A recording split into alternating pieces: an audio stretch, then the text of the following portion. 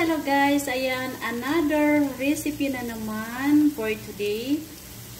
Talong na ginisa guys na may itlog. Gisa ang tawag dyan dahil hindi siya torta. Ang ginawa ko dyan sa talong para hindi siya humihigop ng oil.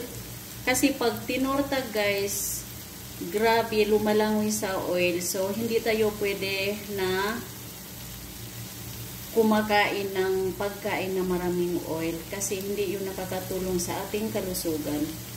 Ayan, ang ginawa ko dyan guys, ang ano ko dyan, sekreto ko, pinakuluan ko muna yung talong.